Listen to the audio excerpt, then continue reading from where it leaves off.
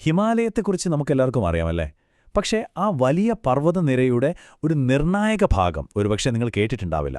ഇന്ന് നമ്മൾ ആ രഹസ്യത്തിന്റെ പിന്നാലെയാണ് പോകുന്നത്. നമ്മൾ ഹിമാലയത്തെപ്പറ്റി ചിന്തിക്കുമ്പോൾ മനസ്സിൽ വരുന്നത് എന്താണ്? കിഴക്ക് പടിഞ്ഞാറ് ദിശയിൽ ഒരു വലിയ മതിൽ പോലെ കിടക്കുന്ന പർവ്വതങ്ങൾ അല്ലേ? എന്നാൽ ഒന്നാലോചിച്ചു നോക്കൂ, ഈ ഭീമാകാരമായ പർവ്വതനിര പെട്ടെന്നൊരു ടേണെടുത്ത് തെക്കോട്ട് കുതിച്ചാലോ? അങ്ങനെയൊരു സ്ഥലമുണ്ട്. ആ അപ്രതീക്ഷിത തിരിവിനെക്കുറിച്ചാണ് നമ്മളിന്ന് സംസാരിക്കാൻ പോകുന്നത്. അപ്പോൾ ഈ ഒരു തിരിവ് ഇതാണ് ആ പ്രദേശത്തിന്റെ മൊത്തം സ്വഭാവം തീരുമാനിക്കുന്നത്. ഇതിന് ശാസ്ത്രജ്ഞർ ഒരു കിടിലൻ പേരും കൊടുത്തിട്ടുണ്ട്: ഹിമാലയൻ വിജാഗിരി എന്ന്. ഒരു വിജാഗിരിയുടെ കാര്യം ആലോചിച്ച് നോക്കൂ. ഒരു വാതിലിനെ അതിന്റെ ഫ്രെയിമിൽ നിന്ന് വേറൊരു ദിശയിലേക്ക് തിരിക്കുന്നത് ഈ വിജാഗിരിയല്ലേ? അതുപോലെ തന്നെയാണ് ഇവിടെയും. കിഴക്കുനിന്ന് പടിഞ്ഞാറോട്ട് വരുന്ന ഹിമാലയൻ പർവ്വതനിരയെ ഈ ഒരു പോയിന്റ് വെച്ച് പിടിച്ച് നേരെ തെക്കോട്ട് തിരിക്കുകയാണ്. ശരിക്കും ഒരു വിജാഗിരി ചെയ്യുന്ന അതേ പണി. അതുകൊണ്ടാണ് ഈ പേര് ഇതിനെ ഇത്ര കൃത്യമായി ചേരുന്നത്. അപ്പോ ഇതൊരു മാപ്പിലെ വെറുമൊരു വളവ് മാത്രമല്ല കേട്ടോ. ഈ ഒരൊറ്റ തിരിവ് കാരണം ആ പ്രദേശത്തെ എല്ലാ കാര്യങ്ങളും അങ്ങ് മാറിമറിഞ്ഞു. അതെങ്ങനെയൊക്കെയാണെന്ന് നോക്കാം. ഇത് കണ്ടോ? വ്യത്യാസം വളരെ വ്യക്തമാണ്. നമ്മൾ സാധാരണ കാണുന്ന ഹിമാലയം പടിഞ്ഞാറ് നിന്ന് കിഴക്കോട്ടാണ് പോകുന്നത്. പക്ഷെ ഇവിടെ ഈ മലനിരകൾ നേരെ താഴോട്ട്, അതായത് വടക്ക് നിന്ന് തെക്കോട്ടാണ് പോകുന്നത്. ഈ ഒരു ദിശാമാറ്റമാണ് എല്ലാത്തിൻ്റെയും തുടക്കം. രസകരമായൊരു കാര്യം എന്താണെന്ന് വെച്ചാൽ, ഇത് ശരിക്കും ഒരൊറ്റ മലനിരയാണ്. പക്ഷെ നമ്മൾ തെക്കോട്ട് പോകുന്തോറും ഓരോ സംസ്ഥാനത്തും ഇതിന് ഓരോ പേരാണ്. അരുണാചൽ പ്രദേശിൽ ഇതിനെ പട്കായ് ബം എന്ന് വിളിക്കും. അവിടുന്ന് നാഗാലാൻഡിലെത്തുമ്പോൾ നാഗാ ഹിൽസ് ആകും. പിന്നെ മണിപ്പൂരിലെത്തുമ്പോൾ മണിപ്പൂർ ഹിൽസ്. അവസാനം മിസോറാമിലെത്തുമ്പോൾ മിസോ ഹിൽസ്. കണ്ടില്ലേ, ഒരേ മലനിരക്ക് എത്രയെത്ര പേരുകളാ! പർവ്വതങ്ങളുടെ ദിശ മാറുമ്പോൾ എന്ത് സംഭവിക്കും? സ്വാഭാവികമായും അതിലൂടെ ഒഴുകുന്ന പുഴകളുടെയും വഴികൾ മാറും. അപ്പോൾ ഈ വടക്ക് തെക്ക് ദിശയിലുള്ള മലനിരകൾ എങ്ങനെയാണ് അവിടുത്തെ തടാകങ്ങളെയും നദികളെയുമൊക്കെ ഉണ്ടാക്കിയെടുത്തത് എന്ന് നമുക്ക് നോക്കാം. ഇവിടെ നമ്മളൊരു ടെക്നിക്കൽ വാക്ക് പരിചയപ്പെടാൻ പോവുകയാണ്: മൊളാസ് ബേസിൻ. പേര് കേട്ട് പേടിക്കേണ്ട, സിമ്പിളാണ്. എന്നുവെച്ചാൽ ഇവിടുത്തെ മണ്ണിന് വലിയ ഉറപ്പൊന്നുമില്ല, കുറച്ച് മൃദുവാണ്. ഇത് കാരണം മിസോറാമിലെ കുന്നുകൾ കാണാനൊരു പ്രത്യേക ഭംഗിയുണ്ട്. പക്ഷെ അതേസമയം ഇത് ചില അപകടങ്ങൾക്കും കാരണമാകും. ഈ പർവ്വതങ്ങൾക്കിടയിൽ ഒളിഞ്ഞിരിക്കുന്നൊരു അദ്ഭുതമുണ്ട്. അതാണ് മണിപ്പൂരിലെ ലോക്തക് തടാകം. ഒന്ന് സങ്കൽപ്പിച്ചു നോക്കിക്കേ.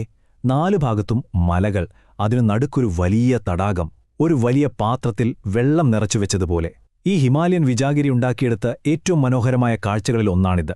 ഇനി ഇവിടുത്തെ നദികളുടെ കാര്യം അതിലും വിചിത്രമാണ്. ബരാഖ് എന്ന നദി മണിപ്പൂർ, മിസോറാം വഴി ഇന്ത്യയിലൂടെ ഒഴുകിപ്പോകുന്നു. എന്നാൽ അതിന് തൊട്ടപ്പുറത്ത് കിഴക്കൻ മണിപ്പൂരിലെ നദികൾ എങ്ങോട്ടാ ഒഴുകുന്നതെന്നറിയാമോ? നേരെ കിഴക്കോട്ട് തിരിഞ്ഞ് അതിർത്തിയും കടന്ന് മ്യാൻമറിലെത്തുന്നു. അവിടെ ഇരാവതി നദിയിൽ ചേരുന്നു.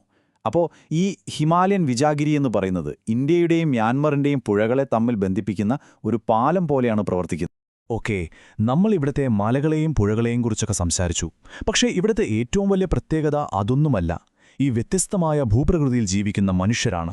അവരുടെ ജീവിതം എങ്ങനെയാണ്? ഇങ്ങനൊരു സ്ഥലത്ത് അവർ എങ്ങനെയാണ് ജീവിക്കാൻ പഠിച്ചത്? കാരണം ഈ മലനിരകളെന്ന് പറയുന്നത് വെറും മണ്ണും കല്ലുമല്ല.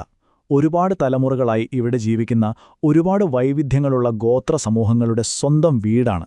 സത്യം പറഞ്ഞാൽ അവരുടെ ജീവിതവും സംസ്കാരവുമാണ് ഈ മണ്ണിന് ജീവൻ കൊടുക്കുന്നത്. ഇവരുടെ ഒരു പ്രധാനപ്പെട്ട കൃഷിരീതിയാണ് ജൂമിംഗ്.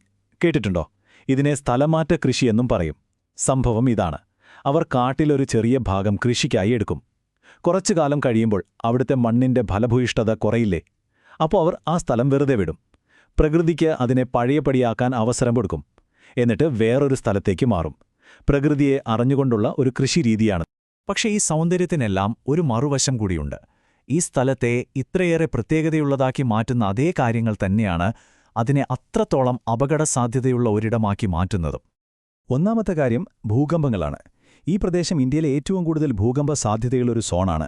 കാരണം നമ്മുടെ ഇന്ത്യൻ ടെക്ട്രോണിക് പ്ലേറ്റ് ഏഷ്യൻ പ്ലേറ്റുമായി കൂട്ടിയിടിക്കുന്ന ആ ഒരു പോയിന്റിലാണ് ഈ വിജാഗിരി നിൽക്കുന്നത്. അതുകൊണ്ട് തന്നെ ഇവിടെ എപ്പോഴും അപകട സാധ്യതയുണ്ട്. ഇനി അടുത്ത അപകടം. ഇവിടുത്തെ കുന്നുകൾക്ക് നല്ല ചെങ്കുത്തായ ചരിവാണ്. പോരാത്തതിന് കനത്ത മഴയും കിട്ടും. നമ്മൾ നേരത്തെ പറഞ്ഞ ആ ഉറപ്പില്ലാത്ത മണ്ണിന്റെ കാര്യം ഓർമ്മയില്ലേ? ഇതെല്ലാം കൂടി ചേരുമ്പോൾ എന്തായിരിക്കും ഫലം? ഒരു സംശയവുമില്ല, മണ്ണിടിച്ചിൽ. ഇവിടുത്തെ ആളുകളുടെ ജീവിതത്തിലെ ഒരു സ്ഥിരം ഭീഷണിയാണിത്. അപ്പോൾ നമ്മൾ ഇത്രയും നേരം പറഞ്ഞ കാര്യങ്ങളുടെ എല്ലാം കാതലെന്താണ്? ഈ കിഴക്കൻ മലനിരകളെ നമ്മൾ വെറും കുറച്ചു കുന്നുകളായി മാത്രം കാണരുത്. മറിച്ച് ഹിമാലയത്തെ മൊത്തത്തിൽ ദിശ തിരിച്ചുവിടുന്ന ആ വലിയ വിജാഗിരിയായി തന്നെ കാണണം. അങ്ങനെ നോക്കിയാൽ മാത്രമേ ആ പ്രദേശത്തെയും അവിടുത്തെ ജീവിതത്തെയും നമുക്ക് ശരിക്കും മനസ്സിലാക്കാൻ പറ്റൂ. അപ്പോ ഒന്ന് ആലോചിച്ചു നോക്കൂ, ഒരു പർവ്വതനിരയിലെ ദിശയിലുണ്ടായ ഒരു ചെറിയ മാറ്റം, അതൊരു പുതിയ ലോകം, പുതിയ സംസ്കാരങ്ങൾ, പുതിയ നദികളൊക്കെ ഉണ്ടാക്കി. ഇത് നമ്മളെ ഒരു കാര്യം ഓർമ്മിപ്പിക്കുന്നുണ്ട്. നമ്മുടെ ഈ ഭൂമിയെ രൂപപ്പെടുത്തുന്ന ഇതുപോലെ നമ്മൾ ശ്രദ്ധിക്കാതെ പോകുന്ന എത്രയെത്ര വിജാഗിരികൾ ഇനിയും മറഞ്ഞിരിപ്പുണ്ടാവും.